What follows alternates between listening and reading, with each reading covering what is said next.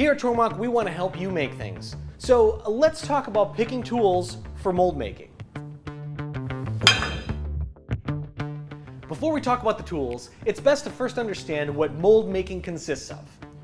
There really is an art to creating a mold, whether it's for foundry work or just basic injection molding. Understanding the concepts behind the process are important to not only making the best part possible, but making the part at all. Like so many other things associated with the world of machining, there are countless varieties of mold making techniques. So let's just look at making an injection mold. These typically consist of two machined halves that are pressed together. The empty space between the two halves, also known as the cavity, is then filled with your material, whether it's some sort of plastic, rubber, or even molten metal. Depending on the material and shape being cast, the mold will have strategic vents for air to escape as it fills.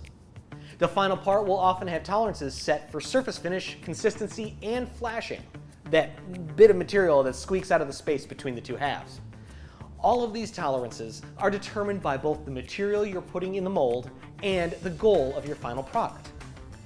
For instance, if you're making plastic cups or disposable cutlery with your mold, your tolerances are much easier to deal with. In contrast, if your parts are for the medical industry or the aerospace industry, the tolerances must be withheld to the strictest of standards. With all that being said, tolerances on molds are usually much tighter than other machined parts, so it's important to pick out the right tools for the job. First, when you're putting together two halves, they need to be lined up, so leader pins or alignment pins are almost always present in molds.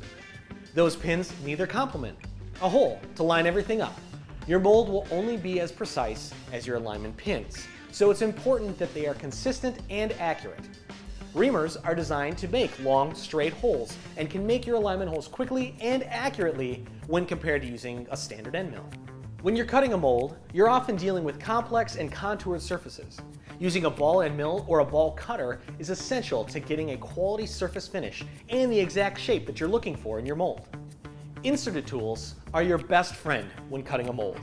Molds generally require a lot of material removal, and insert cutters like the Shear Hog and the Die-Jet modular cutter can make short work of a large piece of stock.